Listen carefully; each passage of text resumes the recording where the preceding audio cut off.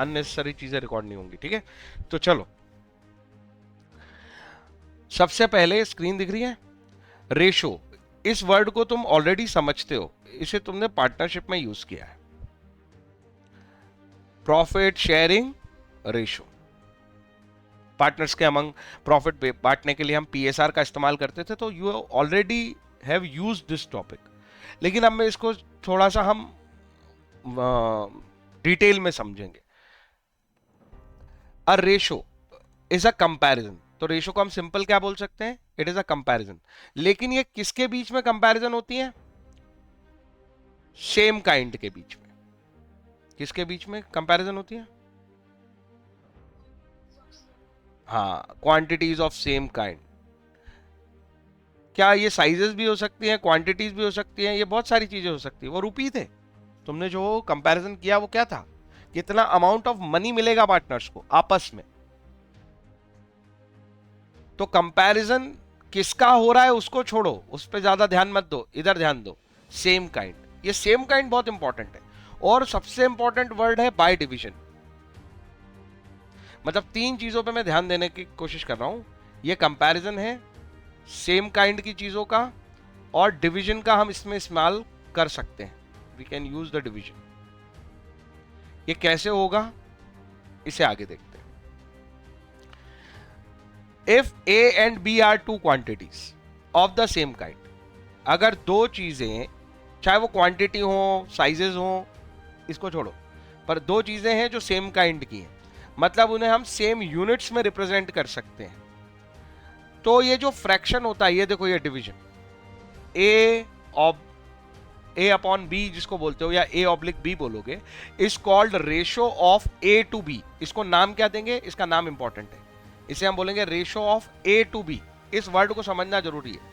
अगर मैं इसी को लिख दूं रेशो ऑफ बी टू ए, तो इसका मतलब हो गया बी बाय ए।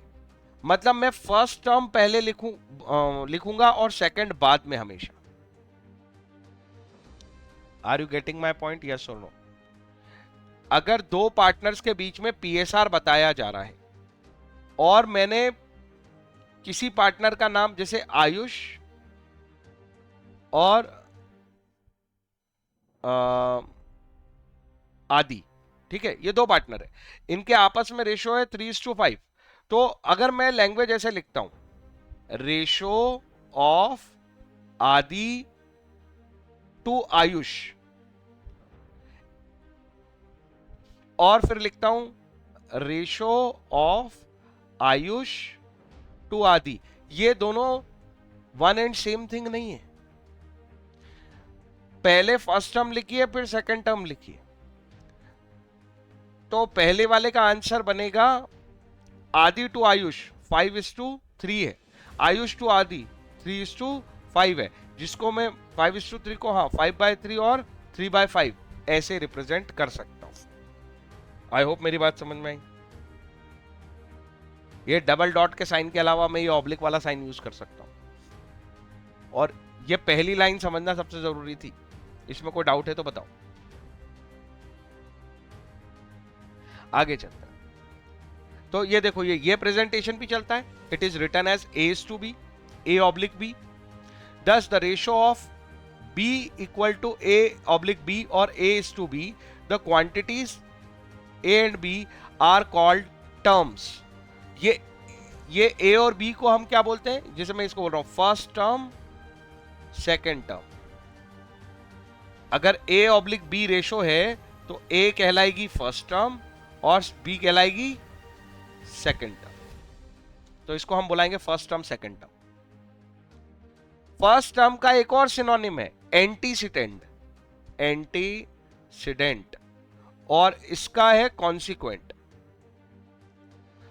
तो अगर कोई ratio A to B, A is to B है, तो ये जो फर्स्ट टर्म सेकेंड टर्म के नाम से बुला सकते हो दोनों को, और एंटीसीडेंट और कॉन्सिक्वेंट के नाम से भी बुला सकते हो दोनों को। इसमें कोई समस्या है, कोई डाउट है तो बताओ। ये पहले पैराग्राफ में इंपॉर्टेंट बात क्या क्या हुई, इंपॉर्टेंट बात ये हुई कि देखो, रेशो बना सकते हो किसी भी दो चीजों का, लेकिन याद रखना वो दोनों चीजें सेम काइंड होनी चाहिए। ये काम की बात थी। आगे चलते हैं। 5:6, 5 and 6 are called terms. 5 and 6 को एक साथ क्या बुलाएंगे हम? टर्म्स। 5 को अकेले क्या बुलाएंगे हम? First term. 6 को अकेले क्या बुलाएंगे हम? Second term. जिसको फर्स्ट टर्म बुला रहे हैं उसको क्या बोल सकते हैं? एंटीसीडेंट। जिसको सेकंड टर्म बुला रहे हैं उसको क्या बोल सकते हैं? कॉन्सिक्वेंट। सबसे पहले तो टर्मिनोलॉजी समझनी चाहिए किसी भी चीज की। अगर वो समझ में आती है तो आगे के कंसेप्ट अपने आप समझ में आते हैं। टर्मिनोलॉजी में ही अगर हम कच्चे और आगे पढ़ने की कोशिश करेंगे तो फिर कुछ समझ नहीं आएगा। ये हर सब्जेक्ट की कहानी है। क्या ये बात अच्छे से समझ में आ गई मेरी? कोई डाउट है इसमें तो बता दो। पहला पैराग्राफ क्लियर है, आगे चलते हैं। Both terms of ratio can be multiplied and divided by the same non zero numbers. क्या तुम्हें ये याद है कि 5/10 अगर कोई रेशो है तो मैं अगर सेम टर्म से मल्टीप्लाई करता भी जाऊं इसमें कितना भी, तो ये रेशो बिल्कुल नहीं बिगड़ेगा, ये सेम रेशो ही रहेगा। मैं मल्टीप्लाई करूंगा तब भी ऐसे ही होगा। और सपोज मैं रेशो पहले ऐसे लिख देता हूं 10:40, अब मैं 2 से अगर इनको डिवाइड कर दूंगा दोनों को तो भी कोई फर्क नहीं पड़ता, ये 5/20 हो जाएंगे। अरे हाँ है ना, वो 10/40 भी 5/20 है। तो क्या मैं ऐसे बोलूं कि 10/40 में मैं कुछ प्लस माइनस कर दूं तो भी रेशो सेम रहेगा? नहीं। और ये रिकॉल करो, अकाउंट्स में रेशोज वाला जो चैप्टर था, रेशोज का तो पूरा एक चैप्टर पढ़ा ना, रेशो एनालिसिस। उस रेशोज वाले चैप्टर में क्या हुआ था? कभी कभी रेशो इंक्रीज था, कभी कभी रेशो डिक्रीज था। मल्टीप्लाई और डिवाइड कभी भी रेशो को नहीं बदलेंगे, प्लस और माइनस हमेशा रेशो को बदल देंगे। इवन आप सेम नंबर से प्लस माइनस कर रहे हो न्यूमरेटर डिनोमिनेटर में, या फिर यू कैन से एंटीसीडेंट और कॉन्सिक्वेंट में, सेम नंबर का प्लस माइनस आपको रेशो बदल के दे देगा, जबकि मल्टीप्लाई डिवाइड कभी भी नहीं बदलेगा। वैसे बताओ, इसका टेक्निकल नेम है चेंज इन स्केल और चेंज इन डायरेक्शन। सुने क्या ये दोनों नाम? अच्छा, ग्राफ समझते हो? वो जो स्लोप है ना, स्लोप, वो चेंज इन स्केल का रिप्रेजेंटेटर है। और चेंज इन स्केल मल्टीप्लाई और डिवाइड पे काम करती है। और कभी भी चेंज इन स्केल होगी तो रेशो में कोई चेंज नहीं आएगा। याद है, ये एक जगह आके पॉइंट पे कनेक्ट होता है, ये पॉजिटिव साइड है, नीचे पे नेगेटिव साइड है। ये चेंज ऑफ ओरिजिन है, प्लस माइनस इस पे काम करते हैं। अरे y = a + bx, इस b में तुम कुछ भी चेंज करते रहो, वो स्लोप के चेंजेस है। लेकिन ये a में चेंज किए ना, ये पॉजिटिव नेगेटिव साइड के साथ, तो आपका ओरिजिन ही बदल जाएगा। इसलिए रेशो सेम नहीं रहेगा। मैं आगे जाके जब इकोनॉमिक्स सिखाऊंगा ना, तब ये चीजों को मैं बहुत क्लैरिटी से बताऊंगा। माइक्रो वाली 11th में तुमने पढ़ा होगा, कोई दिक्कत नहीं, बट मैं उसको दिखाऊंगा कितने क्लियर हैं ये चीजें। ये 9th-10th का मैथ्स है, ये सिंपल, बहुत इजी। तो कैसे कनेक्ट करेंगे वो बात की बात है, पर तुम्हें ये बात अभी मुझे बहुत डिटेल में जाके ग्राफ से इसलिए समझाने की जरूरत नहीं है, क्योंकि तुमने ऑलरेडी इसे यूज किया है रेशो वाले चैप्टर में 12th में, जहां पे तुमने देखा था कि कुछ प्लस माइनस होता था, जैसे कि वो करंट असेट कम हो गई, कभी कैश बढ़ गया, तो वो रेशो बिगड़ जाता था, वो इंक्रीज हो जाता था, रेशो रिड्यूस हो जाता था, नो चेंज होता था। यस और नो? तो रेशो बढ़ भी सकता है, घट भी सकता है, नो चेंज भी हो सकता है। मतलब कि उसके अंदर कुछ चीजों से चेंजेस आते भी हैं और कुछ चीजों से चेंजेस नहीं भी आते। तो आज हम मैथ्स में ये सीख रहे हैं कि अगर हम मल्टीप्लाई डिवाइड वाले, भाई 4 चीजें ही होती है, मैथ्स भी तो 4 पिलर पे, अरिथमेटिक तो 4 ही पिलर पर टिका है। एक प्लस माइनस है जो अपोजिट नेचर है, एक मल्टीप्लाई डिवाइड है जो अपोजिट नेचर है। तो ये है चेंज ऑफ स्केल, और इनकी वजह से रेशो पे कभी भी अंतर नहीं आता। आप अगर सेम नंबर एंटीसीडेंट और कॉन्सिक्वेंट में मल्टीप्लाई कर लो या डिवाइड कर लो, रेशो नहीं बदलेंगे। लेकिन अगर आपने प्लस माइनस के साथ ये चीज की, मतलब कि सेम नंबर आपने ऐड और लेस किए हैं, तो रेशो जरूर बदलेगा। जरूर मतलब जरूर, वो सेम रह ही नहीं सकता। और इनको यूज करने पे कभी नहीं बदलेगा, इनको यूज करने पे पक्का बदलेगा। आई होप मेरी ये बात थोड़ी तो दिमाग में गई है। ठीक है, आगे चलते हैं। Usually ratio is expressed in lowest terms. Usually word का मतलब समझते हो? इसे, इस भाषा को कहीं भी किसी भी सब्जेक्ट में यूज करो। Usually is synonym of generally. What is the meaning? Most of the times but not always. ये होता है जनरली का मतलब। जनरली ऐसे ही होता है, मतलब कि हम गारंटी नहीं लेते ऐसे ही होगा, but most of the time ऐसे ही होता है। ये इसकी मीनिंग है जो दिमाग में रहनी चाहिए। जब भी पढ़ो यूजुअली या जनरली, मतलब दिमाग में आ जाना चाहिए most of the times but not always. ये बात समझ में आ गई? तो यूजुअली हम भी तो ऐसे ही करते हैं। हम 20/100 ऐसा रेशो नहीं दिखाएंगे, हम इसे क्या दिखा देंगे? 1/5। किसमें? लोएस्ट टर्म्स में रिप्रेजेंट कर देते हैं। आई होप बात समझ में आ गई। चलो, ये भी बहुत इजी बात थी। रेशो वैसे भी वो टॉपिक है जो इससे तुम ऑलरेडी कनेक्टेड थे, तो इसको समझने में कुछ ज्यादा दिक्कतें होनी ही नहीं चाहिए। 12:16 इसे हम ऐसे लिख सकते हैं, हाँ या ना? अभी हमने पढ़ा ये। फिर इसको सॉल्व करके सिंपलेस्ट फॉर्म कैसे करेंगे? तो इसको कट कर देंगे, अपने को तो आता ही है, इसमें कोई दिक्कत ही नहीं है, इसको देखने की जरूरत ही नहीं है। इसको सीधा कट करो, किससे कैंसिल हो जाएगा? 4 की टेबल से, 4 से हो जाएगा दोनों कट। यस और नो? 3:4। और इसको ऐसे भी रिप्रेजेंट कर सकते हैं, दोनों प्रेजेंटेशन सही है। 3/4 लिखो या 3:4 लिखो। आई होप मेरी बात समझ में आई। मेरा एक सवाल है, सर ये 3/4 क्या रिप्रेजेंट करता है? A/B। सर वो क्या था जो हम करते थे 3/7 और 4/7?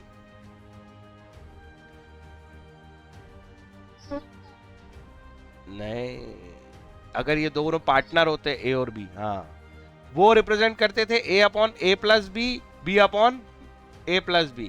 मतलब टोटल में इसका पोर्शन कितना है, वो ये रिप्रेजेंट करता है। A कितना परसेंट है? एक्चुअल में ये सीधा परसेंट का फॉर्मूला है, समझ में आ रही बात?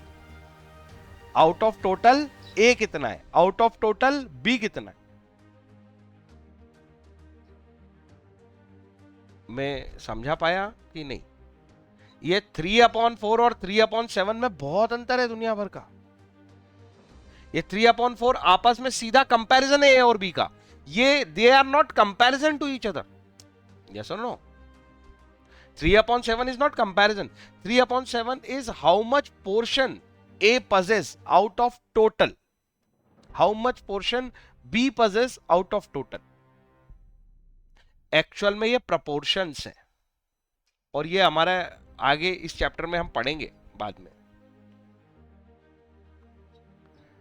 अभी जो टॉपिक हम पढ़ रहे हैं वो केवल रेशो है, means comparison between A and B, not percentage of A out of total. ये चीज दिमाग में क्लियर करना जरूरी है, क्योंकि वहां पे हमें वो अकाउंट्स में हमने क्या सब चीजें यूज कर रखी है, तो ये दोनों चीजें अलग अलग होती हैं। ये क्लैरिटी होनी चाहिए। ये क्लैरिटी आई या नहीं आई बताओ? ठीक है, आगे चलते हैं।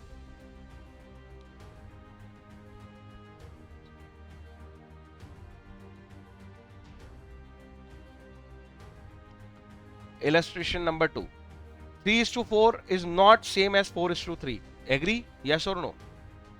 ये दोनों सेम नहीं है। यहां A का कंपैरिजन B से करूं तो A छोटा है कंपैरेटिवली B, और यहां A बड़ा है कंपैरेटिवली B। दोनों सेम कैसे हैं? दोनों अलग अलग हैं। और ये लाइन हम ऑलरेडी बहुत अच्छे से पढ़ चुके हैं। ये मैंने अभी समझाया कि देखो रेशो तभी निकाल सकते हो जब दोनों चीज किसमें हो, सेम काइंड हो। और सेम काइंड का मतलब एक तरह से यूनिट्स भी होता है। सपोज कोई चीज केजी में है ना, और कोई चीज ग्राम्स में है ना। केजी में 2 है और ग्राम्स में ये 200 है, तो क्या मैं इसका रेशो 2:200 लिख सकता हूं? नहीं, यही बात ये समझाना चाह रहा है। कोई चीज लीटर में है और कोई केजी में है, तो क्या हम उन दोनों का रेशो बना सकते हैं? नहीं, they must be of same kind. I hope बात समझ में आई। ठीक है, आगे चलते हैं। Illustration number 3, there is no ratio between number of student in the class and salary of teacher. क्योंकि सैलरी ऑफ टीचर किस में होगी? रुपीस में। नंबर ऑफ स्टूडेंट्स क्वांटिटी है, तो हम इन दोनों का रेशो नहीं बना सकते। वेट ऑफ वन चाइल्ड और एज ऑफ अनदर चाइल्ड, इनका रेशो नहीं बना सकते, ये दोनों सेम है ही नहीं। अरे दोनों वेट होने थे या तो दोनों एज होते थे दोनों बच्चों की, तब बनेगा रेशो। एक का वेट दूसरे का एज, ये कोई रेशो नहीं है। आई होप बात समझ में आ गई, हाँ या ना? आगे चलते हैं। क्या 150 ग्राम और 2 केजी का रेशो बन सकता है? लेकिन ऐसे बना सकते हैं सर, इसको मैंने बना लिया ग्राम, अब बन जाएगा। आई होप बात समझ में आ गई। 25 मिनट्स और 45 सेकंड, ये रेशो नहीं है, ये गलत है। लेकिन मैं क्या कर सकता हूं, ये 25 मिनट्स को सेकंड्स में बनाने के लिए 25 इंटू 60 कर दूं तो हो गया ना सेकंड्स, फिर रेशो बन जाएगा। Ratio between 3 kg and 5 kg, ये तो दोनों सेम है ना, अब तो रेशो सही है। कोई डाउट? अब देखो अगला क्वेश्चन बड़ा इंटरेस्टिंग है। सपोज एक रेशो ये है और एक रेशो ये है। देखो दोनों के बीच में ये दो अलग अलग रेशो से किससे पता चल रहा है? बीच में सेमी कॉलन लगा है।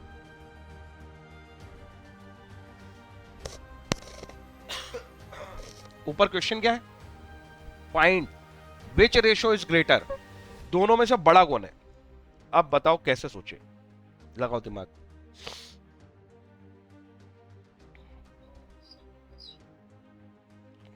पहले तो इसको क्या सॉर्ट आउट कर सकते हो, बचपन में सीखा है हमने। 3 2 6 + 1 7/3, 9/3।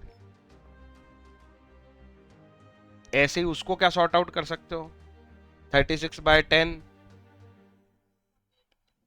48/10। अब क्या करें? ये ऑब्लिक नहीं है, ये दो अलग अलग चीजें। हाँ वर्सेस, हाँ अब क्या कर सकते हैं?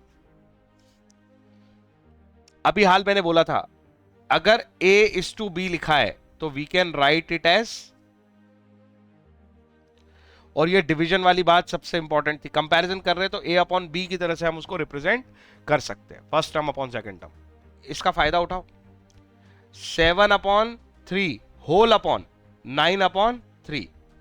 अरे हाँ है ना, इसको इमेजिन करूं अगर मैं, तो मैं सीधे इसको 3/9 लिख सकता हूं, या सुनो 3 से 3 कैंसिल, क्या बचा? 7/9। अब ऐसा का ऐसा काम इधर कर लो,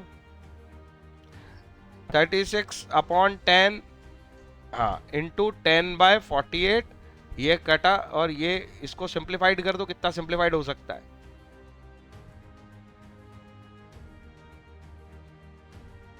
3/4। अब मुझे बताओ इन दोनों में बड़ा कौन है? जीवन में ऐसे कैसे ढूंढेंगे हम, बस यही दिमाग चाहिए। अच्छा मैंने क्या किया ये बताना, क्या किया? इसको क्या बोलोगे ये, इस कलाकारी को?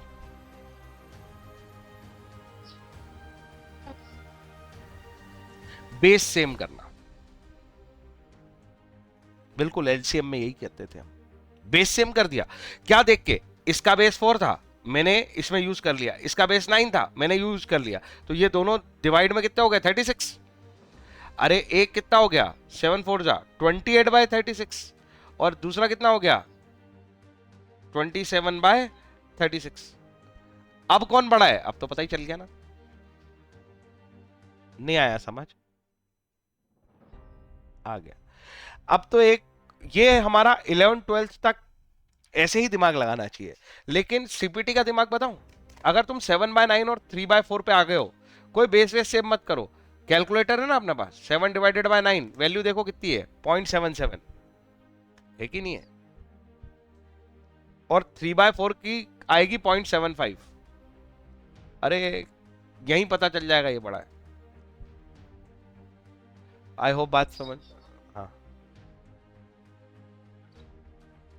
हाँ, एक सेकंड में देखूं जरा, कोई सिली मिस्टेक हुई क्या? कोई सिली मिस्टेक कर दी होगी तो गड़बड़ हो जाएगी।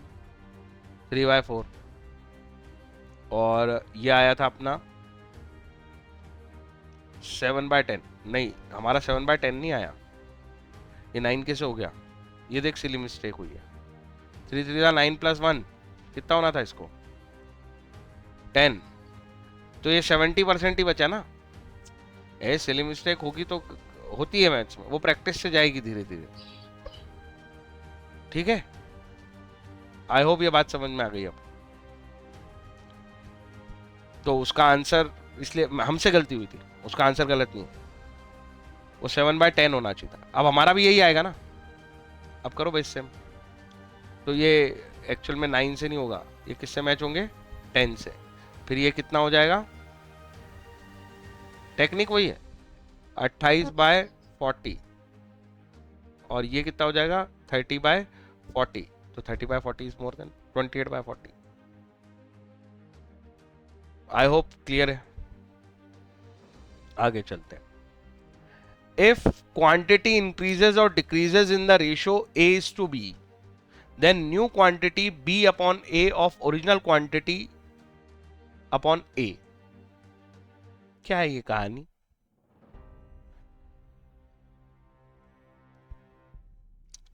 बड़ा अजीब लग रहा होगा ना ये पढ़ के। ये अजीब लग रहा है कि नहीं लग रहा है? छोड़ो, हाँ एग्जाम्पल पे आओ, अभी सब समझ में आएगा। जब भी ऐसा रहे तो अगर एग्जाम्पल दिया है तो एग्जाम्पल पे ध्यान दो। रौनक weights 56.7 kg। If he reduces his weight in the ratio 7:6, find his new weight। अब देखना लॉजिक समझना मेरा इसको। एक रौनक का वेट कितना था? 56.7 kg। उसने अपना वेट क्या कर लिया है? रिड्यूस। और किस रेशो में रिड्यूस कर लिया है? 7:6। कि जैसे अगर उसका 7 kg होता तो अब कितना हो जाएगा? 6 kg। कॉमन सेंस अगर मैं लगाऊं तो 56.7 से छोटा हुआ है वो, और इस रेशो में हुआ है। रेशो को रिप्रेजेंट कैसे करते हैं अपन? ऐसे करते हैं ना। लेकिन क्या ये मैं 7/6 मल्टीप्लाई करूंगा तो ये छोटा होगा?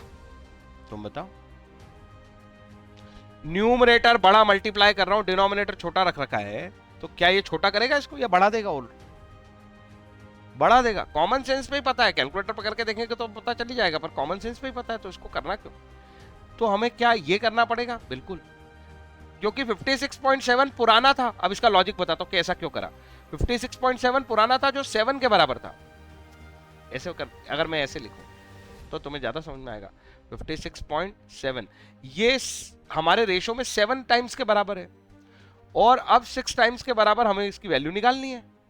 इसको मल्टीप्लाई इससे करो, इसको मल्टीप्लाई इससे करो, तब होगी ना बात कि 56.7 अगर 7 के बराबर था तो 6 के बराबर कितना आएगा? यस और नो? ये बात समझ में आई? भाषा समझ में आई कि नहीं आई?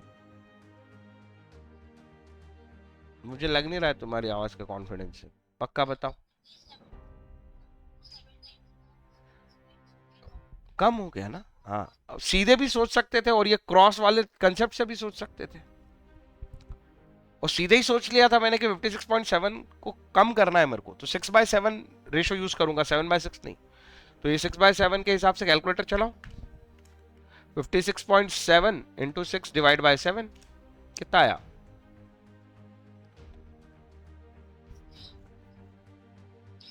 48.6 आएगा।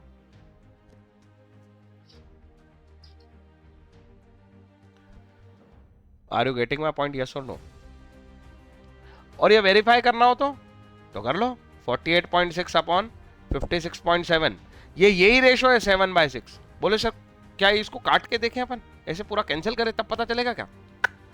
कैलकुलेटर 48.8 डिवाइडेड बाय 56.7, 0.8606 ऐसा कुछ फिगर आ रहा है। 6 डिवाइडेड बाय 7 भी करके देखो।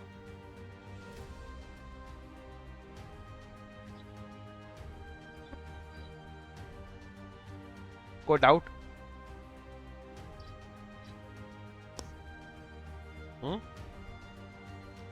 समझ में आया कि नहीं आया? आ गया? अप्रॉक्स वही वैल्यू आएगी। तो ये इस तरीके से। अब जरा ऊपर वाली बात पढ़ो, अभी पहले समझ नहीं आ रही थी, अब देखें। इफ अ क्वांटिटी, ये ए नहीं है, अ है। अगर कोई क्वांटिटी इंक्रीज या डिक्रीज करनी है, जैसे नीचे वाले क्वेश्चन में हमें 56.7 को क्या करना था? डिक्रीज। तो अगर कोई क्वांटिटी हम डिक्रीज करना चाहते हैं in the ratio A to B, मतलब 7 से कहां जाना था? 6 पे। देन अगर ऐसा करना है, then new quantity B upon A of the original quantity upon A, मतलब हमने ये रिवर्स कर दिया ना, ए अपॉन बी की जगह क्या यूज किया? बी अपॉन ए। अरे 7:6 की जगह 6:7, पर क्या इसको रटने की जरूरत है? नहीं, ये जस्ट एक एक्सप्लेनेशन लिखा है और इसमें ना कुछ याद रखना है। सीधे क्वेश्चन बन रहा है ना अपने से, लॉजिक समझ में आ रहा है तो सीधा हो गया, पर मैंने एक्सप्लेन कर दिया कि ऊपर लिखा क्या है उसने। आई होप मेरी बात समझ में आ गई। ओके, आगे चलो। Simplify ratio 1:3, 1:8, 1:6। सिंप्लीफाई करना है, मतलब ये अभी सिंपल नहीं है क्या? नहीं। सिंपल कैसा दिखता है? A:B जैसा, ये है सिंप्लीफाइड। ये A:B जैसा नहीं दिख रहा है ना ये फ्रैक्शंस में, मैं इसको A:B करूंगा। ऐसी चीजों को अगर मुझे मैच करना है तो क्या करना चाहिए? वन वर्ड आना चाहिए मेरे दिमाग में, क्या? इनके बेस सेम कर दो, तो हम इसको रेशो में लिख देंगे। अरे हाँ या ना? बेस सेम करने के लिए एक तो एलसीएम होता है, पर एलसीएम बच्चे करते हैं। अब तो हम ये सीधे कर सकते हैं ना, 1/3, 1/8, 1/6। अगर मैं कह रहा हूं कि बेस सेम करना है, इसको भी 48 से मल्टीप्लाई कर दूं। अरे सीधा नहीं आए समझ में, तो देखो इसको छोड़ के बचे हुए दो डिनोमिनेटर कौन से हैं? 8 और 6। तो मैं सीधा 8 और 6 इधर मल्टीप्लाई करूंगा तो ऊपर भी करना पड़ेगा। ये 8 है, इसको छोड़ के बाकी के दोनों कौन है? 3 और 6। तो मेरे को यहाँ पे 3 × 6 करना पड़ेगा, और इसको करने के लिए क्या करना पड़ेगा मुझे? 8 और 3। तो यहाँ पे भी 8 और 3। अरे अब ये तो यहीं से समझ में आ रहा है कि ये तो सेम हो गए ना, इनको सॉल्व भी क्या करना है। अब ऊपर क्या बचा? ऊपर बचा 48:18:24।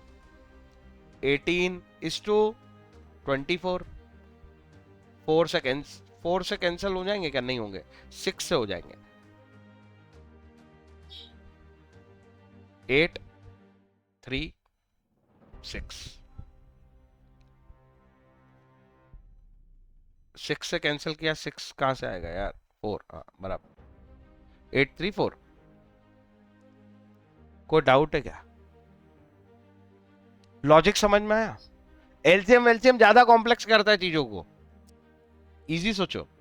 उधर के डिनोमिनेटर उठा लो, बस सिंपल, बाकी के वो मल्टीप्लाई कर लो इधर। हर में उसको खुद को छोड़ के बाकी के डिनोमिनेटर मल्टीप्लाई कर लो, तो ये बेस सेम हो जाएगा। बेस सेम को सॉल्व भी क्या करना है, ये तो सेम ही है, ऊपर का रेशो अपने आप बन गया और ये सॉल्व हो गया। इंटरेस्टिंग है या नहीं है ना? इंटरेस्टिंग लगना चाहिए, तो फिर मैथ्स कठिन नहीं लगता है। अगर इंटरेस्टिंग नहीं लग रहा है तो बताओ। ठीक है, आगे चलते हैं। अगला क्वेश्चन पढ़ो, ये और इंटरेस्टिंग है। बस चीजों को पढ़ो और समझो। The ratio of the number of boys, actual में यह वर्ड लिखा है रेशो, सबसे इंपॉर्टेंट होता है रीड करना। स्क्रीन दिख रही है ना? Ratio of number of boys to number of girl, मैंने अभी लैंग्वेज सिखाई है। A:B, रेशो ऑफ A:B, इसी को मैं ऐसे लिख सकता हूं, ये वही तो लिखा है, ratio of number of boys to number of girls in a school of 720 students. मतलब पूरे स्कूल के बच्चे कितने हैं? 720। उन 720 बच्चों में boys to girls A:B is 3:5। I hope बात समझ में आ गई, क्या लिखा है ये। ओके, आगे चलते हैं। ये तो पुराना हिसाब था, अब क्या हुआ है? If 18 new girls are admitted, अगर हम नई 18 गर्ल्स को एडमिट कर लें स्कूल में, find how many new boys हमें कितने नए बॉयज को एडमिट करना पड़ेगा ताकि ये जो रेशो है वो बदल के कितना हो जाए, 2:3। पहले तो क्वेश्चन समझ में आएगा। एग्जिस्टिंग सिचुएशन क्या है, 720 बच्चे हैं और उनका एक रेशो है बॉयज टू गर्ल्स का। क्या है रेशो 720 बच्चों में? 3:5। मतलब ये 3:5 किसका बटा हुआ है? 720 का ही है ना ये। मैं चाहूं तो अभी एग्जैक्ट बॉयज कितने और गर्ल्स कितने निकाल सकता हूं, हाँ या ना? पहले तो ये बताओ, यस और नो। इसको प्रपोर्शन बोलेंगे, लेकिन कैसे निकालोगे?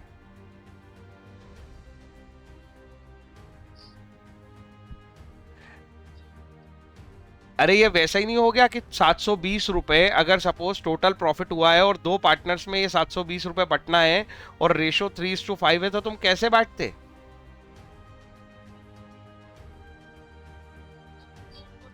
यस और नो। बेसिकली तुमने ये क्या निकाला? ये तुमने परसेंटेज निकाला। मेरी बात सुन रहे हो कि टोटल अगर 8 है तो उसमें से 3 हिस्सा इसका है, टोटल 8 में से 5 हिस्सा इसका है, यही निकाला ना। मतलब तुमने परसेंटेज निकाल दिया।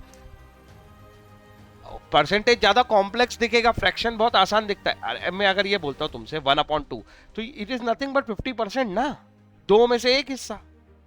अगर मैं बोलता हूं 1/4 इट इज नथिंग बट 25% ना। तो अपनी आदतों में फ्रैक्शन और परसेंटेज में डिफरेंस देखना बंद कर दो।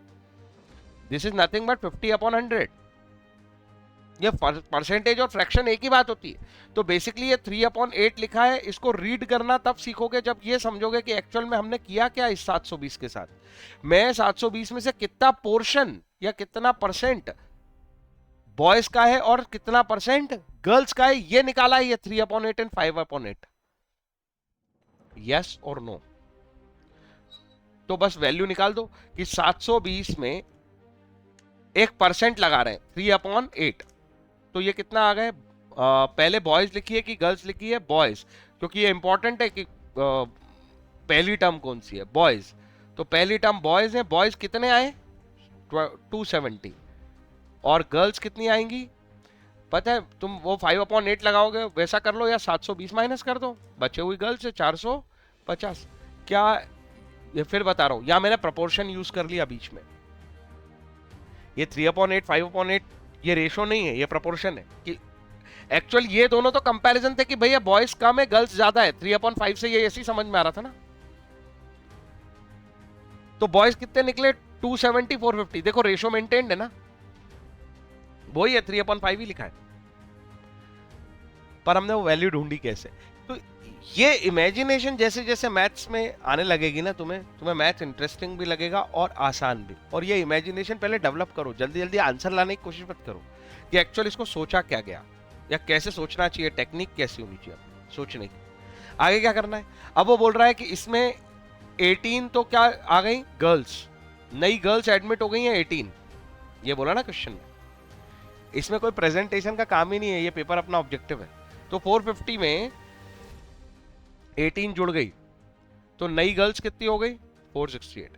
अब वो बोल रहा है बॉयज कितने जोड़ूं ये 270 प्लस एक्स कितना हो कि इन दोनों का रेशो कितना बन जाए।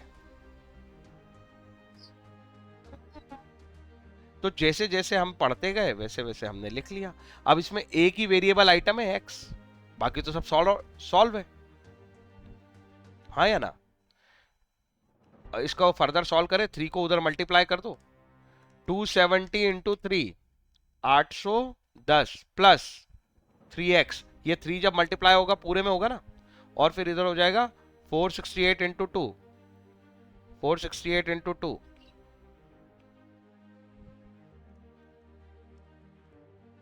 936। यस और नो? 936 में से आगे ले जाके इसको ऑब्वियसली 810 माइनस हो जाएगा और 3 डिवाइड हो जाएगा, तो कैलकुलेटर पे एक साथ ही कर दो।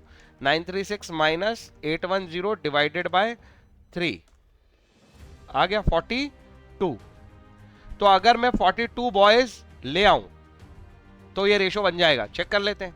चेक हो जाता है, कोई दिक्कत ही नहीं है मैथ्स में। तो 270 प्लस 42 टोटल मिला के ये 312 हो जाएंगे और ये 468 हो जाएगा। काट पीट के चेक करना है तो वैसे कर लो, नहीं तो सीधे सीधे क्या करो, 312 डिवाइडेड बाय 468 की वैल्यू चेक करो कितनी आ रही है, 0.67। और 2/3 होता कितना है, 0.67। पता है 1/3 0.33 होता है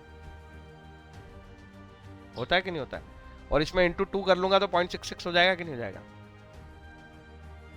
ये वही बन रहा है, ये आपस में वही बन रहा है, मतलब ये 2/3 के बराबर है कि नहीं है? ये जो मैंने समझाई बात, ये समझ में आई?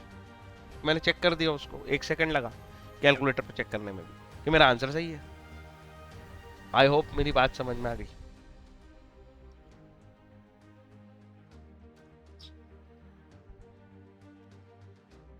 आगे करें कंटिन्यू कि थक गए हो, ब्रेक लेना है? चलेगा, चलो। इनवर्स रेशो, इनवर्स रेशो क्या होता है? एक्चुअल में जो ओरिजिनल रेशो है उसको मैं पलट दूं। हमारा रेशो A/B, तो अगर मैं B/A बना दूं तो यही क्या हो गया, इनवर्स रेशो। या इसको ऐसे भी बोलते हैं कि A/B को 1 अपॉन कर दो, 1 upon A/B is inverse ratio. तो जब हम 1 अपॉन कर देंगे तो ऑब्वियसली B ऊपर चला जाएगा, A नीचे आ जाएगा। इसमें कोई डाउट है क्या? Properties of ratio, they are very very important.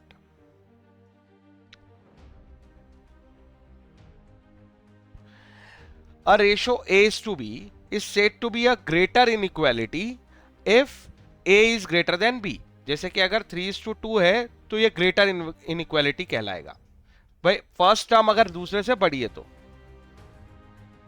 लेकिन अगर फर्स्ट टर्म दूसरे से छोटी है तो ये लेसर इनइक्वालिटी कहलाएगा। मतलब ये नाम समझने जरूरी है, क्योंकि क्वेश्चन में अगर उसने ग्रेटर इनइक्वालिटी और लेसर इनइक्वालिटी यूज कर लिया तो हमें ये समझ में आना चाहिए कि रेशो की फर्स्ट टर्म बड़ी है या सेकंड टर्म बड़ी है।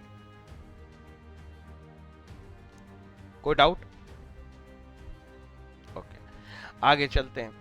जिसे मैं ना ऐसे क्वेश्चन बोल सकता हूं कि 2 and 5 are the terms of ratio. मतलब ये दोनों टर्म्स हैं, मैं नहीं बता रहा फर्स्ट कौन सी और सेकंड कौन सी है, लेकिन मैं कह रहा हूं कि ये ग्रेटर इनइक्वालिटी का रेशो बना रहे हैं। तो अब तुम्हें ये चीज समझ में आ जानी चाहिए कि ये 5:2 बनाएंगे। क्वेश्चन यहां तक ऐसे पूछ सकता है, इसलिए ये टर्मिनोलॉजी समझ में आनी चाहिए। केवल रीड कर करके हो जाएगा दिमाग में, कोई बड़ी बात नहीं। आगे चलो। The ratio compounded of 2 ratios, मतलब अगर 2 रेशो को कंपाउंड करके कोई तीसरा रेशो बन जाए, ये थर्ड रेशो बन रहा है। जैसे कि 2/3 और 5/6 को मैं कंपाउंड कर दूं, कंपाउंड का मतलब होता है मल्टीप्लाई। तो पहली टर्म से पहली को, दूसरी टर्म से दूसरी को, है ना? तो ये जो तीसरा रेशो आया 10/18, इसी को मैं क्या बोलता हूं, कंपाउंडिंग। हाँ, कंपाउंडेड रेशो, 2 रेशोस का कंपाउंडेड रेशो। ये तीसरा जो रेशो है ये कंपाउंडेड रेशो कहलाएगा। कोई दिक्कत है क्या इसमें? हमेशा पहली भले रेशो इस फॉर्मेट में लिखा हो, पहली टर्म में पहली टर्म मल्टीप्लाई होगी, दूसरी टर्म में, मतलब एंटीसीडेंट से एंटीसीडेंट को और कॉन्सिक्वेंट से कॉन्सिक्वेंट को मल्टीप्लाई करते हैं, कंपाउंडिंग करना है। तो ये क्वेश्चन दे दिया कंपाउंड रेशो ऑफ, ऐसा पूछेगा वो, इन 2 रेशोस का कंपाउंड रेशो बताओ, तो कुछ नहीं है, 5/2 3/7। कोई डाउट? अगर 3 का पूछ लेगा तो 5/2 × 4, मतलब सारे फर्स्ट टर्म मल्टीप्लाई कर दो, सारे सेकंड टर्म मल्टीप्लाई कर दो, क्या दिक्कत है उसमें? आई होप मेरी बात समझ में आ गई। A ratio compounded of itself, अगर हम 2/3 को 2/3 से ही मल्टीप्लाई कर दे, खुद से ही कंपाउंडिंग कर दे, तो कहलाता है डुप्लीकेट रेशो। तो एक्चुअल में ना डुप्लीकेट कुछ नहीं होता, पावर बना दो 2, 2/3 की पावर कितनी, 2। कोई बोले ट्रिप्लीकेट बना दो, ये 3, मतलब उसी रेशो को कंपाउंड करते जाओ। आई होप मेरी बात समझ में आ गई। तो A square B square is duplicate of A is to B, इसका ही ट्रिप्लीकेट हो जाएगा ए क्यूब बी क्यूब। अगर मैं पावर उल्टा 1/2 कर दूं, स्क्वायर करने की जगह कितनी, आधी, तो उसे कहते हैं सब duplicate. A is to B क्या बन जाएगा, ए की पावर 1/2 बी की पावर 1/2, मतलब अंडर रूट लगा हुआ है। और अगर मैं सब ट्रिप्लीकेट बनाना चाहता हूं तो क्यूब रूट कर दूंगा, पावर 1/3। क्या ये समझ में आया, हाँ या ना? कुछ भी बड़ी बात नहीं है, बस नाम से समझना। जहां पे सब डुप्लीकेट या सब ट्रिप्लीकेट हो रही है, पावर छोटी हो रही है, 1/2 1/3 हो रही है। और जहां पे डुप्लीकेट या ट्रिप्लीकेट है, वहां पावर बढ़ रही है, स्क्वायर या क्यूब। आगे चलो। If the ratio of two similar quantities, obviously ratio तो सिमिलर का ही निकालेंगे, can be expressed as rational number, the quantities are said to be commensurable. ये जितने रेशो अभी तक हमने पढ़े, अभी तक तुम जितने रेशो देख रहे थे, ये 2/3, ये P/Q के फॉर्म में, तुम्हें पता है P/Q के फॉर्म में जहां पे Q की वैल्यू 0 नहीं है, उसे ही रेशनल नंबर कहते हैं। और अगर मैं किसी चीज को ऐसे एक्सप्रेस नहीं कर सकता, इतनी ऐसी वैल्यू है जिसको मैं ऐसे एक्सप्रेस नहीं कर सकता, उसे इररेशनल नंबर कहते हैं, जो P/Q के फॉर्म में नहीं होंगे। जैसे कि √2 is not a rational number, yes और नो? तो अगर मैं ऐसे इररेशनल नंबर का रेशो बना दूं तो उसे कहते हैं इनकमेंसुरेबल। अभी तक जितने तुमने पढ़े वो सारे क्या हैं, कमेंसुरेबल, क्योंकि वो सारे के सारे किस में थे, रैशनल नंबर्स में थे, P/Q के फॉर्म में। अगर ये रूट वाली चीजें, ये समझना, ये इसको सॉल्व करें, √3 को तो कैलकुलेटर पर लिख के देखो जरा, √3 क्या होता है, 3 लिखो फिर रूट लगा दो, उस पर देखो कैसी वैल्यू आ रही है। वो एंडलेस है, पूरे 12 डिजिट उसने यूज कर लिया, फिर भी वो फाइनल नहीं हुआ है। Are you getting my point, yes और नो? इसकी प्रॉब्लम क्या है, ये P/Q कैसे बनाओगे इसको? ये 1.732050800756, इसके नीचे भी तुम इतने सारे जीरो भी लगा लो तब भी ये प्रॉपर P/Q नहीं बचा, इसके बाद अभी और डिजिट्स बाकी हैं इसमें। तो जो P/Q के फॉर्म में नहीं दिखाए जा सकते उसको हम कहते थे इररेशनल नंबर। तो इररेशनल नंबर का रेशो बना दोगे, अगर दो इररेशनल नंबर को कंपेयर कर दोगे तो उन्हें इनकमेंसुरेबल बोलोगे, क्योंकि कभी भी उसे कमेंसुरेट नहीं कर पाओगे, उसे कैलकुलेट नहीं कर पाओगे। कमेंसुरेट करना मतलब कैलकुलेट करना। समझ आई बात कि नहीं आई? ठीक है। आखिरी प्रॉपर्टी है, इंपॉर्टेंट है, कंटिन्यूड रेशो। कंटिन्यूड का क्या मतलब होता है, जो चलता जाए। अगर सपोज A B C ये तीनों आपस में कंटिन्यूएशन में है, अगर कोई ऐसा बोल दे तो इसका मतलब हुआ A/B is equal to B/C, ये है कंटिन्यूएशन। अरे समझ आई बात? लेकिन अगर मैं इसकी जगह ऐसा बोल दूं ABCD तो उसका अलग मतलब है। इसका मतलब हो गया A/B equal to B/C equal to C/D। अरे यस सुनो, तीसरा भी आ गया C/D। लेकिन ध्यान देना, स्क्रीन दिख रही है, अगर मैंने यहां डबल डॉट लगा दिए तो इसका अलग मतलब होता है।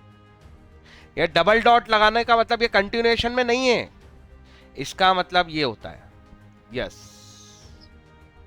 यस। बट अगर ये सिंगल डॉट है तो इसका मतलब है कि A/B equal to B/C equal to C/D, ऐसा। तो कंटिन्यूएशन रेशो कहलाते हैं ऐसे comparison between the magnitude of the three. कम से कम कितनी चीजें चाहिए अपने को, दो में तो बनेगा नहीं कंटिन्यू। A/B लिखूंगा तो क्या कंटिन्यू, कम से कम तीसरी टर्म चाहिए तब बनेगा कंटिन्यू, यस और नो? और तीसरी के केवल 3 से नहीं है, चौथी भी ला सकते हो, पांचवी भी ला सकते हो, कोई दिक्कत नहीं है, यस और नो? तो यही बोल रहे हैं, 3 और मोर, जब क्वांटिटीज ऑफ सेम काइंड का हम कंपैरिजन करते हैं, 3 और मोर क्वांटिटीज ऑफ सेम काइंड का कंपैरिजन बना दिया, मतलब तुमने कंटिन्यू रेशो बना दिया। पार्टनरशिप में 3 पार्टनर्स के वो जो रेशो लिखे थे ना, वो कंटिन्यूड रेशो ही थे, नथिंग एल्स। क्योंकि आप 3 सेम काइंड की क्वांटिटीज को एक साथ कंपेयर कर रहे थे। आई होप बात समझ में आई।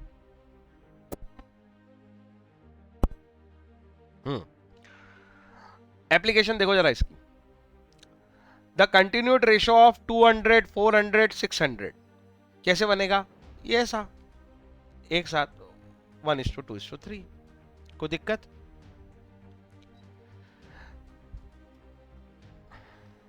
अगला क्वेश्चन देखो। Monthly income of 2 persons are in the ratio of 4:5। मतलब जो तुम्हारी इनकम है ना मंथ की, वो दो लोगों की, दो अलग अलग लोग हैं ए और बी, तो इनका रेशो है 4:5। आई होप बात समझ में आई। आगे क्या होता है? वो बोलते हैं their monthly expenditure are in the ratio 7:9। ऐसे ही इन दोनों का एक्सपेंडिचर जो है ए और बी का ही, वो 7/9 है।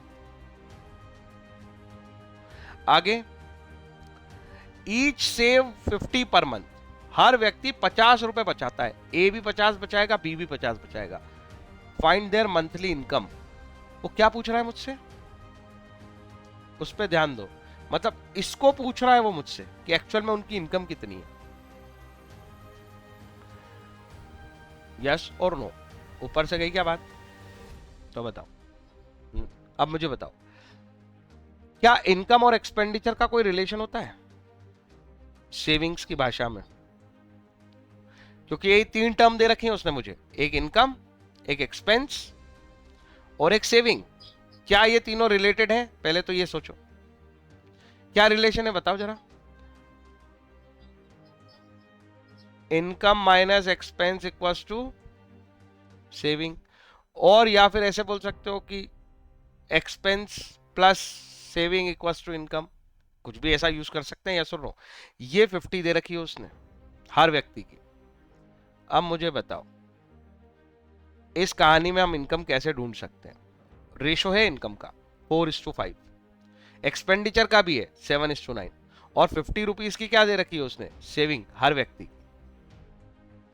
अब यहां जो दिमाग लगाना चाहिए वो ये कि ये कोई अमाउंट होगा, जैसे पार्टनरशिप पे होता है प्रॉफिट। ये इनकम कोई अमाउंट होगा जो ये दोनों आपस में डिस्ट्रीब्यूट करते हैं 4:5 में। ये कंपैरिजन है दोनों का इनकम को लेने का। ए को कम मिलती है, बी को ज्यादा मिलती है, पर ये इसी इनकम का डिस्ट्रीब्यूशन है। यस और नो? समझ में आई बात कि नहीं आई? ये बताओ पहले। आगे है ना? तो मैं ऐसा कह सकता हूं कि भाई ये तो रेशो है। ये अच्छे समझना जो मैं बोल रहा हूं, ये तो रेशो है। भाई रियल में उनकी इनकम पता नहीं कितनी होगी। अरे ये तो 4 लाख 5 लाख भी हो सकती है ना, मुझे क्या पता। ये तो सिर्फ रेशो है उसका, सिंपलेस्ट फॉर्म में दिखाया हुआ है। ये रियल में कुछ भी हो सकता है। तो हमेशा जब भी रेशो पे काम करो, और जिस भी चीज को रेशो डिस्ट्रीब्यूट कर रहा है, वो ये मत सोचो कि ये 4 रुपए और 5 रुपए है ना। ये तो सिंपलेस्ट फॉर्म है। मतलब मैं इसे ये कह सकता हूं कि ये 4x और 5x रही होगी। अगर ये 4-5 लाख है तो भाई 1 लाख होगा, 4-5 हजार है तो वो 1000 होगा। वी डोंट नो कितना है एक्चुअल में जो कटा है इन दोनों में, जो कैंसल आउट हो गया है, उसे ही हम x बोल रहे हैं। तो 4x और 5x ये इनकम हुई। तो अगर मैं इस इनकम में से क्या कर दूं, माइनस कर दूं फिर सेविंग, तो क्या बन जाएगा? Ratio of expenditure. यस और नो? इसको 7/9 बन जाना चाहिए, हाँ या ना? एक ही वेरिएबल है, इसको सॉल्व कर देंगे तो आंसर आ जाएगा। हो गया क्वेश्चन सॉल्व। मतलब बस क्वेश्चन पढ़ना और उसको सही तरीके से डिड्यूस करना ही सॉल्यूशन है। फिर उसके बाद हमारे लिए तो 1 नंबर के क्वेश्चन आने एग्जाम में, ज्यादा टेंशन लेनी नहीं, ज्यादा बड़ा बना ही नहीं सकते वो। तो सही तरीके से सोचना आना चाहिए। ये क्वेश्चन समझ में आया क्या? इसकी थोड़ी प्रैक्टिस लगेगी, 1-2 बार ये क्वेश्चन देखोगे, फिर तुम इसकी वजह से और भी क्वेश्चंस पे कमांड ला पाओगे। कि जब उसने 2-3 चीजों के बीच में एक तो वो रिलेशन दे दिया था, इनकम, एक्सपेंडिचर और सेविंग, उसका रिलेशन समझ में आना चाहिए। दूसरा, ये सबसे खास बात थी कि जब वो रेशो देता है तो रेशो का मतलब वो इनकम नहीं दे रहा है, इनकम का रेशो दे रहा है। तो इनकम कैसे, कितनी होगी उसकी? तो अगर मैं ए की इनकम सोचूं तो 4x होगी, क्योंकि वो एक्चुअल में, और दोनों में सेम ही अमाउंट कटेगा तभी तो 4/5 बना है। एक्चुअल में दोनों में x कट गया इसलिए तो ये 4/5 है। नहीं आया ये समझ? हाँ, तो इस पे थोड़ा सा ऐसे दिमाग चलाना पड़ेगा ये एक्स वाली बात समझने के लिए। बाकी सब इजी है। तो अब मैं ये तो सिंपल है ना, इनकम में से सेविंग माइनस हो गई इसलिए एक्सपेंडिचर आ गया। तो एक तो ये रिलेशन इंपॉर्टेंट था, लेकिन जो सबसे खास बात थी वो ये थी कि ये सोचना कि ये 4/5 एक ही इनकम को बांट रहा है आपस, मतलब इनकम का रिलेशन है, और इनकम 4 नहीं है, इनकम 4x हो सकती है, इट इज नॉट 4। यस, बाकी तो क्या है, सॉल्व हो जाएगा ये। 9 को उधर ले जाएंगे तो 36 हो जाएगा, 450 हो जाएगा। यस और no? 36x minus 450 equals to 35x minus 350। x की वैल्यू आ गई 100, आ गई इनकम 400 और 500, 400 और 500, और अभी दोनों में से 50 हटा दो, क्या बचेगा? 350 और 540। यस और नो? ये 4:5 का रेशो है, और इसमें से सेविंग हटाने पे कितने का रेशो बचता है? 7:9 का। तो जो हमने निकाला है वो सही भी है, वेरीफाई हो जाता है, तो सिली मिस्टेक का चांस ही नहीं है। कोई डाउट है अभी भी तो बताओ।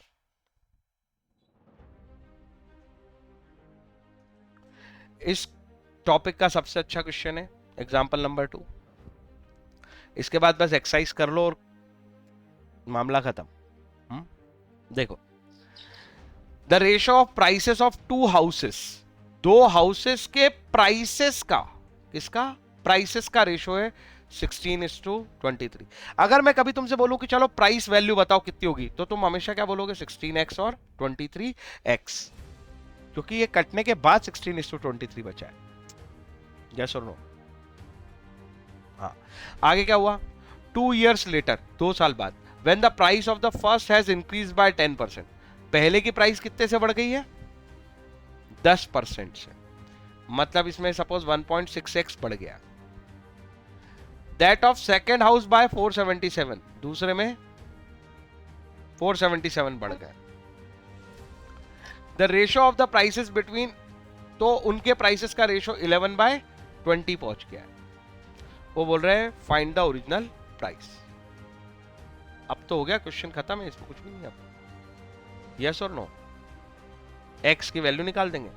तीसरा क्वेश्चन, सॉरी वो इतना दमदार नहीं था, शायद ये है वो क्वेश्चन जो मैं सोच रहा था कब आएगा।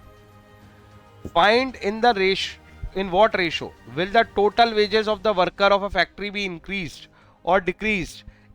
अब वो क्या बोल रहा है? फाइंड इन व्हाट रेशो, वो मेरे से रेशो ही पूछ रहा है कि मैं किस रेशो में total wages of worker increase कर दूं या डिक्रीज कर दूं। If there will be reduction in the number, अब ये कंडीशन है, ध्यान से देखो, ये एक्चुअल फैक्ट है, ये एक्चुअल हो गया। क्या हो गया? There be a reduction in the number of worker in the ratio 15:11। मतलब पहले 15x वर्कर थे, जो अब कितने हो गए हैं? 11x वर्कर हो गए। ये फैक्ट है कि हमारी फैक्ट्री में वर्कर कम हो गए, और ये भी फैक्ट है कि हमारी फैक्ट्री का वेजेस बढ़ गया है 22। अब देखो, नंबर ऑफ वर्कर को x सोचा है तो फिर इसको y सोचना पड़ेगा कि तुम 22y से 25y, मतलब पर वर्कर हमने इनकम बढ़ा दी है, उनकी वेजेस बढ़ा दी है। ये नंबर ऑफ वर्कर की स्थिति है और ये वेजेस की, और ये मैं टोटल निकाल के बता रहा हूं कि एक्चुअल में पहले 15x वर्कर होंगे, अब 11x वर्कर बचे। पहले वेजेस 22y मिलती थी, अब 25y मिलती है। अरे हाँ है ना, ये क्योंकि ये 22 और 25 तो रेशोस है, तो वैल्यू ये है सपोज। तो हम इस फैक्ट पे है कि वर्कर कम हो गए हैं, वेजेस बढ़ गई है। अब पहली लाइन समझ में आएगी। तो वो बोल रहा है कि find in what ratio will the total wages of worker of a factory be increase और डिक्रीज। वो बोल रहा है टोटल वेजेस फाइनली इंक्रीज होगी या डिक्रीज हो जाएगी, और किस रेशियो में हो जाएगी। अगर ये घटना घटित हो गई कि वर्कर कम हो गए और हमने पर वर्कर वेज बढ़ा दी, तो ओवरऑल वेजेस पे क्या इंपैक्ट आएगा? वो इंक्रीज होगी या डिक्रीज होगी? और जो भी होगा इंक्रीज या डिक्रीज वो किस रेशो में होगा, क्वेश्चन समझ में आएगा। इसमें वो मैंने सीधे ही समझा दिया तुम्हें, अगर मैं इसको देता तुम्हें टाइम तो तुम घूमते रहते कि एक्चुअल क्वेश्चन बोलना क्या चाहता है। तो सबसे इंपॉर्टेंट पार्ट ये होता है कि क्या हम क्वेश्चन को सही इंटरप्रेट कर पाते हैं। पूरे रेशियोज में यही एक क्वेश्चन था जो बढ़िया इंटरप्रिटेशन वाला था। तो ऐसे क्वेश्चंस को जब इंटरप्रेट करने की प्रैक्टिस हो जाएगी तो ऐसा नया भी आएगा कुछ तो डिड्यूस कर पाओगे, वो हैबिट से होता है ना। तो चलो अब बताओ, अब इसका सॉल्यूशन एक अलग चीज है और वो प्रैक्टिस से बहुत और जल्दी सीख जाओगे, पर वो इतना कठिन नहीं होता। मैं फिर बोल रहा हूं कठिनाई ज्यादा या गड़बड़ ज्यादा या केयरलेसनेस होती है क्वेश्चन को पढ़ने में और उसे इंटरप्रेट करने में। Solution is not so tough. हाँ वो तो सिली मिस्टेक से भी गलत हो सकता है कभी, वो कोई फुल प्रूफ नहीं है, ठीक है। पर अगर हमारी कॉन्शियसनेस बढ़ती जाएगी और हम प्रैक्टिस करेंगे लगातार 2 महीने 3 महीने किसी एक टॉपिक की, तो उसमें गलतियों के चांसेस खत्म हो जाते हैं, ठीक है, या बहुत ही कम। आगे चलते। अब ये मुझे बताओ, एक है एक्स और वाई। अगर मैं टोटल वेजेस पूछूं तुमसे, मैंने नंबर ऑफ वर्कर को एक्स बोला है और वेजेस को वाई समझा है, तो टोटल वेजेस तुम्हारे हिसाब से कितनी होनी चाहिए? सारे वर्कर इंटू सारी वेजेस। अरे हाँ या ना? ये सॉल्यूशन का सबसे पहली स्टेज थी कि टोटल वेजेस कैसे रिप्रेजेंट होंगी। भाई एक्स अगर नंबर ऑफ वर्कर है और वाई पर वर्कर वेजेस है, कि भाई 120 इंप्लॉई है और 10 रुपए वर्कर, तो 1200 होगी ना टोटल वेजेस। तो number of worker into wage per worker, यही तो होगी टोटल वेजेस। और इसी के रेशो दे रखे हैं, वर्कर के रेशो है 15:11, इसलिए एक्स और एक्स में है, और वेजेस के रेशो 22:25, ये वाई और वाई में। तुम्हें ये नॉमेनक्लेचर समझ में आ रहा है? ये अच्छा क्वेश्चन है, ये पहले समझ लो, फिर खुद से ट्राई करो। 1-2 बार ट्राई करने के बाद इस पर कॉन्फिडेंस आएगा प्रॉपर कि मैं फटाक से बना दूंगी ऐसा। आगे चलो, अब मेरे को बताओ, वो ये पूछ रहा है कि भाई आपका ये गिर गए, ये तो कम हो गए वर्कर्स, और ये बोल रहा है कि भाई ये जो वेजेस है वो इंक्रीमेंट हो गई, तो टोटल वेजेस पे क्या हुआ? अगर मैं ये कहता हूं कि मेरा रेशो 15x/11x है, ये नंबर ऑफ वर्कर है। अब समझना, अभी एक कंसेप्ट सीखा अपन ने, कंपाउंडिंग। अगर मैं इसमें कंपाउंड कर दूं किसको? पर वर्कर वेज को, 22/y/25, तो मैंने ये टोटल वर्कर और टोटल मल्टीप्लाई कर दिया। ये सुनो, पक्का समझ में आ रहा है कि मैं फिर से बताऊं?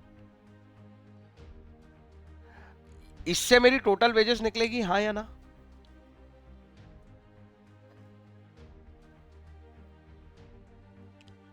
मुझे बताओ कितनी निकलेगी?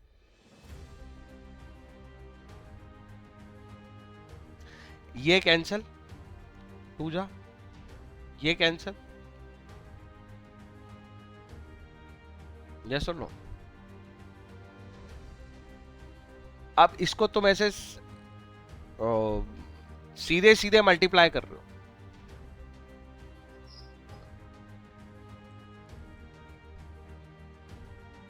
हाँ ऐसे ही करोगे और गड़बड़ हो जाएगी। क्या ध्यान देने की बात थी? कंपाउंडिंग तो ठीक है, पर एक चीज गिरी है और एक चीज बड़ी है। अरे यस और नो? क्या गिरा और क्या बढ़ा है? वर्कर 11 से 15 नहीं, 15 से 11 हो गए। मैंने यही लिखा था अभी, 15 से 11 हो गए। और वेजेस 22 से 25 हो गए। अब मैं लैंग्वेज बोल के बोल रहा हूं, यही लिखा था मैंने अभी, यस और नो? पुराना क्या था? पुराना बताओ। ये तो न्यू सिचुएशन है ना, ओल्ड क्या थी? ये हाँ, वर्कर कितने थे? 11। वर्कर 11 थे, वर्कर 15 थे, अब कम हो गए। अब कम हो गए तो कितने हो जाएंगे?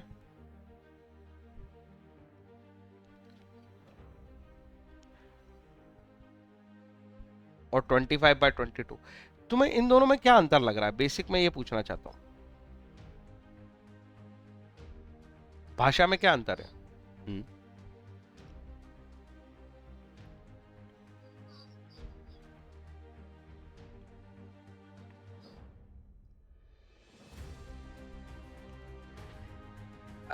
अभी ये समझ में आ रहा है कि मेरा बिल्कुल अपोजिट रेशो बनने वाला है? नहीं आ रहा ना समझ? ये देखो, ये 2 काटूंगा, ये 3 हो गया, ये 5 हो गया, ये बना 6/5। इसको कट करो, यस। एक्चुअल में मैंने ऊपर ही बोला था, these both are not same. क्या ये दोनों सेम है? क्योंकि इसका तो आंसर ही बदल जाएगा अपने क्वेश्चन में। एक जगह पे हम बोल देंगे कि भाई जो ओवरऑल लेवल है वो डिक्रीज हो रहा है, यहां पे बोल देंगे इंक्रीज हो रहा है। 6 से 5 जा रहे हैं या 5 से 6 जा रहे हैं? Are you getting my point? इसलिए ये कंसेप्चुअल क्लैरिटी बहुत जरूरी है। आफ्टर चेंजेस की वर्किंग करनी है हमको। आफ्टर चेंजेस में क्या हुआ है? 11 से 15। क्वेश्चन ने कब बोला? उसने मेरे से क्वेश्चन कहां का पूछा है? आफ्टर ये चेंजेस मेरे ओवरऑल वेजेस का क्या होगा? इस वर्ड को फिक्स करो। उसने मेरे से क्या पूछा है? आफ्टर चेंजेस क्या होगा? आफ्टर चेंजेस में मतलब जो बिफोर था उसको पहले लिखेंगे, जो आफ्टर था उसको बाद में लिखेंगे। यस और नो?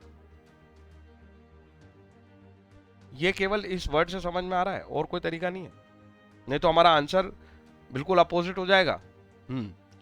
तो बिफोर आफ्टर, ये भी बिफोर था कि आफ्टर था? बताओ 25 कब है वेजेस?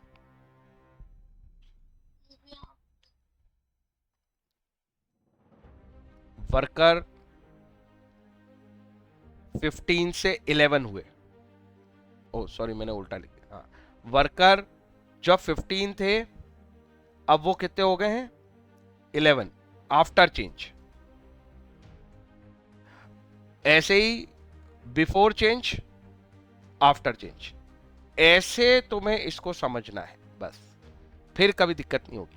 क्योंकि वो मुझसे आफ्टर चेंज पूछ रहा है, तो बिफोर को पहले रखूंगा, मतलब डिनोमिनेटर में रखूंगा, ऐसे सोचो, और आफ्टर को अभी रखूंगा,